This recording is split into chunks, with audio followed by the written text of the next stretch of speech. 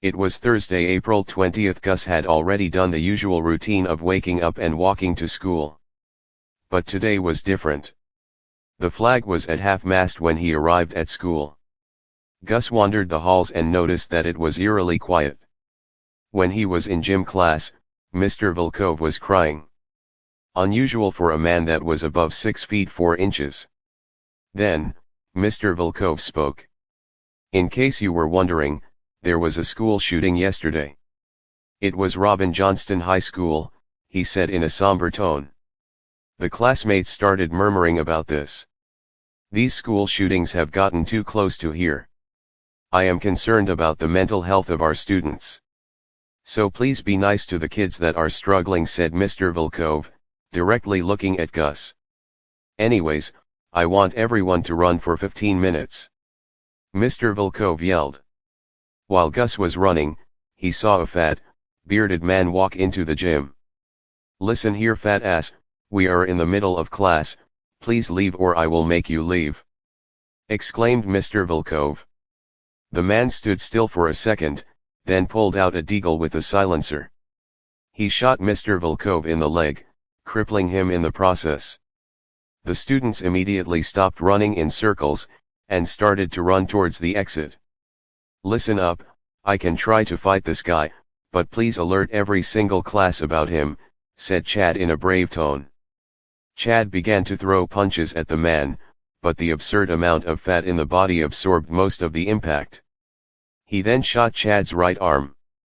It became abundantly clear that Chad wouldn't be able to play for a while. The fat man said, give me Gus Blue or this jock here gets some lead in the face. And maybe I will kill all of you. The students then stopped.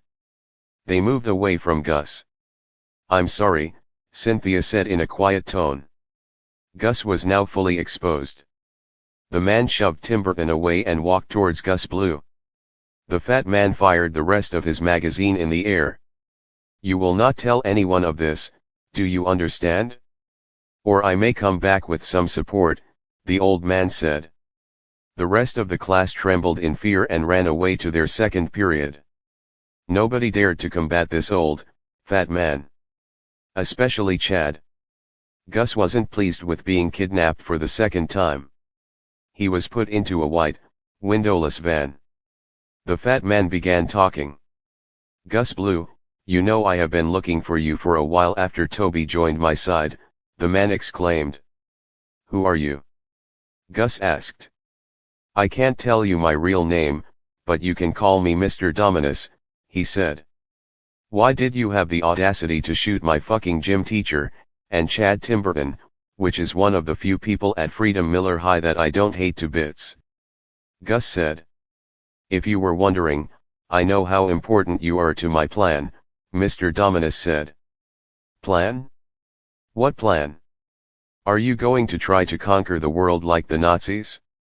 Are you trying to spread your religion across the world like the Spaniards? Are you going to try to enslave 25% of the world like the British? Are you going to kill every Odash? Listen up, Gus, Mr. Walter was a Nazi. I disagree with everything Hitler said. But, if I told you my plan, you wouldn't do business with me. But you will work for me, said Mr. Dominus in a sinister tone. Or what? Gus asked. Well, let's just say if you do not comply, I will kill everyone you love in front of your own eyes. Then, I will kill you too, then I will pee on your grave, said Mr. Dominus, chuckling at his joke.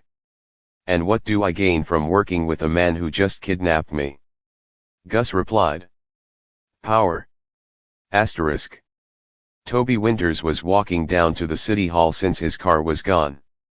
Toby was given a suit with a built-in camera so that Mr. Dominus could see what Barrington had to say.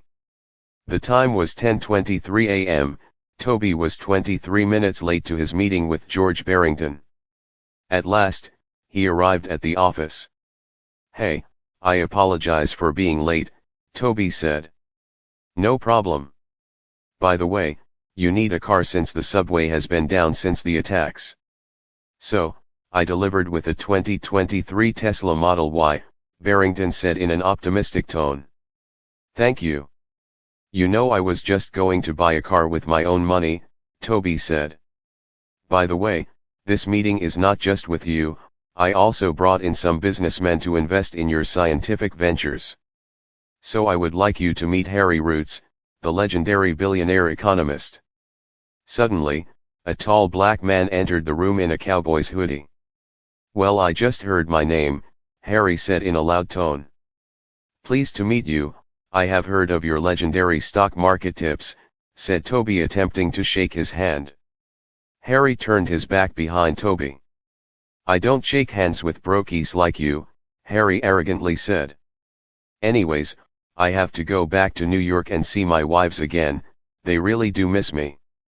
Harry then winked at Toby and discreetly put a note into his back pocket. Harry then left the office, leaving the space for Toby and Barrington. I'm sorry Toby, but that is just the way he is. It took 12 years for him to become moderately nice to me, Barrington said. But I am thinking of calling that new element that you discovered under Freedom Miller High School Tobonium, in honor of you. I mean, thank you, but I think the word Tobonium sounds a bit stupid. No worries Toby, I will definitely change it, Barrington said. Hey Barrington, I have a question for you, Toby said. Why are you being so nice to me? I mean, I am just a small part of this entire town. There are so many more important industries out there. Like, why not do more business with Harry? Well Toby, I have 3 reasons for why I would rather work with you. Reason number 1 is that Harry is a bit of a douchebag. I mean, you saw for yourself. Reason number 2 is that I see a lot of potential in you and the development of science in Banco Falls. Lastly, I don't exactly like how the extremists have been rioting in the city streets lately, and they would be very unhappy by seeing me investing in business, George Barrington said. The time was now 10:53 a.m., George Barrington had to go to a hearing at 11 o'clock. Well, I apologize for cutting this short, but I really need to get going to ensure that our city doesn't turn into complete anarchy, George Barrington said. Barrington briskly walked out of the office and into his red 1987 Lamborghini Countach. He began speeding on the road, narrowly missing the oncoming traffic. It seemed clear that Barrington was much more of a spender. Toby took the note out of his back pocket. All right Toby, you have to listen to me very carefully. I was lying about going back to NYC. In case you didn't know, I am one of Mr. Dominus's students. But I can talk to you about Mr. Dominus and how things will work out. You need to be at my strip club on 2710 Nibso Street, the Donna, at 5:09 p.m. tonight. Be in my office. If you are even a second late, then too bad, so sad, better luck next time. There, I can tell you everything. The Donna is safe and private, also the women there are some of the hottest in America. I am willing to teach you, like former Mayor Thomas Clark before he was shot 27 times in the head. Now, before I end this note, I want to remind you, go to the Donna on 2710 Nibso Street at 5:09 p.m. tonight in my office. Do not be late. Signed, Harry Roots. Asterisk.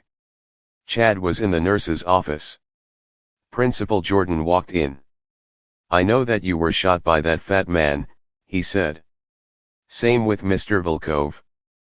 But I have a request that sounds a little extreme. But Mr. Jordan, please do not mention this story ever. Delete the tapes and never mention this to anyone, Chad said in a passive-aggressive tone. I know that you want the reputation of this school to remain positive.